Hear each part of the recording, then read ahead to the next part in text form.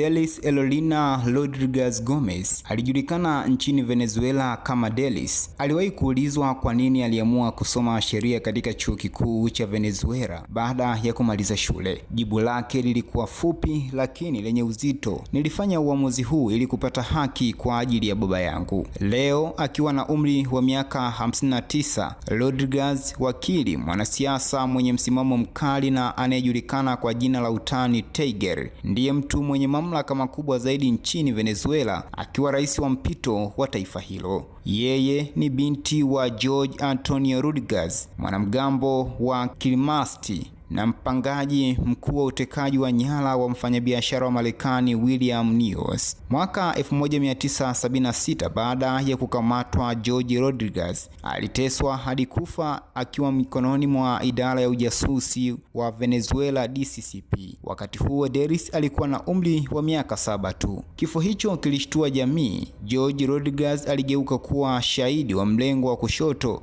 na baadaye harakati za Rais Hugo Chavez.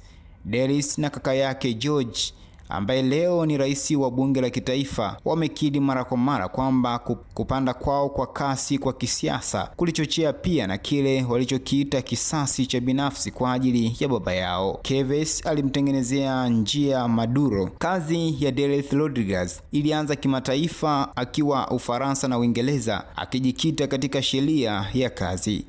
Aliporejea Venezuela, nyota yake ilianza kung'ara chini ya uongozi wa Hugo Chavez, aliyeshinda urais mwaka 1998 kwa kauli mbiu ya ujamaa wa karne ya 21. Mkurugenzi wa masuala ya kimataifa katika Wizara ya Nishati, naibu waziri wa mahusiano na Ulaya na hatimaye mkuu wa ofisi ya rais. Baada ya Chavez kufariki mwaka 2013, mlisi wake Nicolas Maduro aliendeleza kumwamini. Alimteua kuwa waziri wa mawasiliano, kisha mwaka 2014 akawa waziri wa kwanza mwanamke wa mambo ya nje wa Venezuela na msemaji mkuu wa mashambulizi ya kisiasa dhidi ya Marekani. Mwaka 2017 Rodriguez aliteuliwa kuwa rais wa bunge maalum la katiba. Katika nafasi hiyo alivua bunge lililochaguliwa na mamlaka yake na kuimarisha utawala wa Maduro.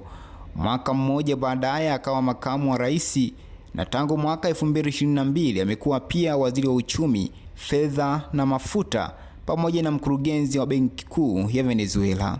Lakini mwaka huo huo jina lake liliingia vichwa vya habari vya kimataifa kupitia kashfa iliyojulikana kama Delcy Gate. Januari 2020, Delcy Rodriguez alitua Madrid kwa ndege binafsi na kukutana kwa siri na waziri wa uchukuzi wa Hispania, licha ya kupigwa marufuku kuingia katika eneo la Schengen na Umoja wa Ulaya kwa tuhuma za ukiukwaji wa haki za binadamu. Ni muundo unaojirudia katika maisha yake, akikubali vizuizi hata kama inamaanisha kupuuza sheria. Oktoba 2025, tetesi mpya ziliendelea baada ya ripoti ya gazeti la Miami Herald kudai kuwa alipendekezwa kuongoza serikali ya mpito bila Nicolas Maduro kwa makubaliano ya siri na Marekani. Rodriguez amekanusha madai hayo, akiyaita uongo wa propaganda. Takriban nusu karne iliyopita, Julai 1976, Jorge Antonio Rodriguez alizikwa mjini Caracas. Wenzake walipaza sauti kaburini wakisema ujamaa utapatikana kwa mapambano hadi ushindi. Miaka 50 baadaye, kile kilichosalia cha wazo hili la ujamaa nchini Venezuela ni binti yake Delcy Rodriguez, ambaye sasa ameshika hatamu za madaraka.